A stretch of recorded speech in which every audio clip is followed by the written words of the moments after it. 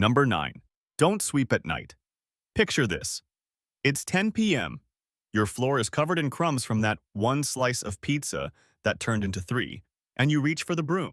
Suddenly, a voice from your ancestors shouts, "Stop! You're sweeping away your good fortune." Yes, apparently a little late-night cleaning session is all it takes to bankrupt your future. This belief exists across Asia, Africa, and even old Europe. Why? In the days of dirt floors and candlelight, sweeping in the dark meant you might accidentally toss away coins, jewelry, or burn your hut down by sweeping hot embers into a corner. Totally practical back then. But fast forward to today, when we have LED lights brighter than the sun and robot vacuums smarter than some politicians, the idea that sweeping at night ruins your luck is hilarious. Psychologists call this cultural inertia, traditions that stick because fear is easier to pass down than logic. The truth? The only thing you're sweeping away at night is evidence of your snacking habit. If your finances collapse, don't blame the broom. Blame Amazon Prime. Number 8. Don't point at the moon. You'd think the moon, that big glowing rock in the sky, wouldn't be so sensitive. But according to superstition, pointing at it can slice your ears off, doom your family, or at the very least make you a walking bad luck magnet. Generations of kids were scolded for casually pointing up at the night sky, as though the moon was sitting there with feelings, ready to clap back. The origins? In Asia, the moon was seen as sacred, so pointing was considered disrespectful. Another theory is that parents just didn't want kids mocking natural forces, so they invented cosmic punishments. Psychologists explain this as personification. We love giving human traits to non-human things. It makes us feel like the universe is interactive, like a giant parent waiting to spank us. But honestly, the moon doesn't care. It's busy controlling tides and lighting up your midnight bathroom trips. If you point at it today, the only thing you'll get is a sore arm, or maybe a neighbor wondering why you're yelling at the sky. Number 7. No cutting nails at night. So it's 11 p.m. and you decide it's time for a trim. Out of nowhere, a family elder screeches, "Don't do that, you'll die young." Cutting nails at night has been taboo for centuries in Japan, Korea, and even parts of Europe. The superstition says it shortens your life. Creepy, right? But the original reason was way less dramatic. Before electricity, trimming nails in dim candlelight was a recipe for disaster. You could slice too deep, get an infection, or drop a sharp tool where you'd step on it later. Instead of saying, "Don't be clumsy in the dark," people added a horror movie twist. "It'll kill you early." Psychologists call this fear-based conditioning. Make the punishment terrifying, and people remember the rule. Fast forward to today. We have LED lamps, nail salons, and antiseptic wipes. The odds of dying from a midnight manicure? Practically zero. Yet plenty of people still hesitate, pausing with clippers in hand as if the Grim Reaper is clocking their manicure schedule.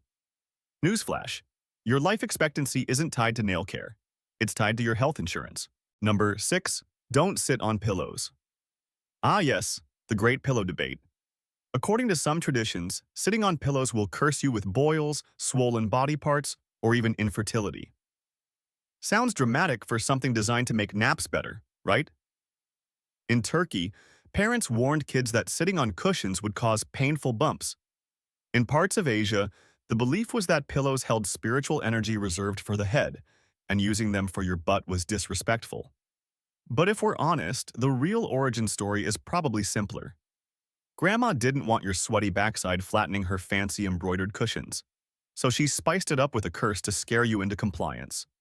Psychologists say this is a social control strategy.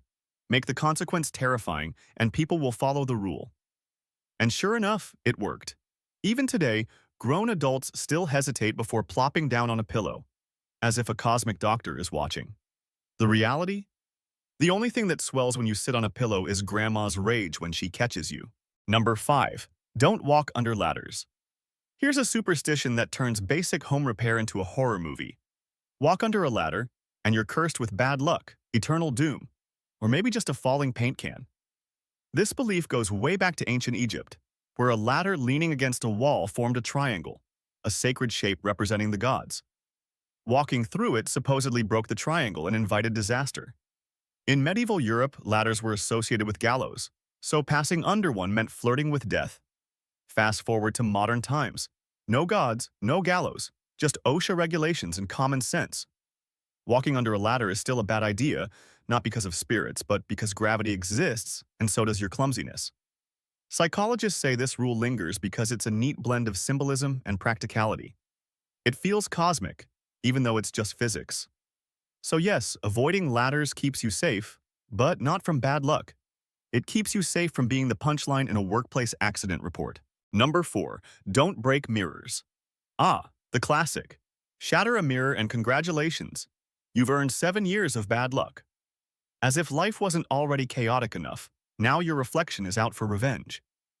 This idea came from ancient Rome, where people believed mirrors captured fragments of your soul. Break one, and you damaged your essence, which would take 7 years to renew.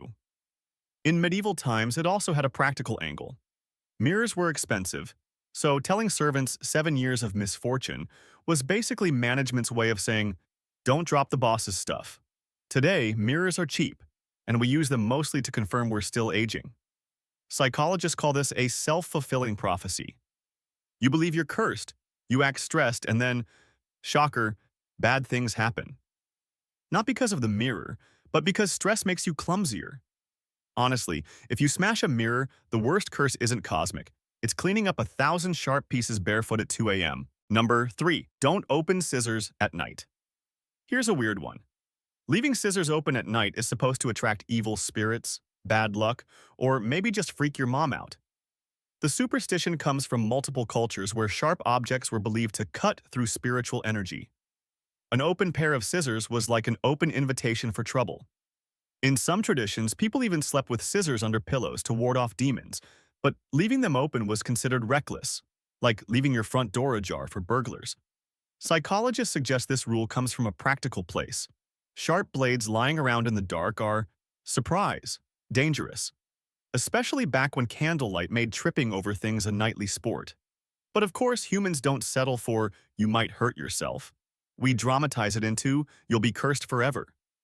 Nowadays, the only bad luck an open scissor brings is stepping on it during a midnight snack run. Demons, please, they're too busy haunting your student loans. Number 2, don't put keys on the table. Here's one that sounds oddly specific. Never put your keys on the table. Why? Because apparently, it invites bad luck, lost fortunes, or arguments. The origin traces back to medieval Scandinavia where priests who carried forbidden keys to, let's say, brothels, would toss them on tables, sparking scandal. Over time, this little moral tale transformed into a superstition. Keys on the table eats misfortune. In other cultures, keys symbolized authority and opportunities, so dropping them casually was seen as disrespectful to fate itself. Psychologists explain this as symbolic thinking. We treat everyday objects like they hold magical weight. But in reality, putting your keys on the table only increases the chance you'll misplace them when you're late for work. The real curse isn't bad luck. It's being 15 minutes late and blaming superstition when it's really just your inability to remember where you set things down. If fate cared about key placement, locksmiths would be billionaires by now. Number 1. Friday the 13th. And here we are at the grand finale, Friday the 13th, the day that supposedly turns your calendar into a death trap.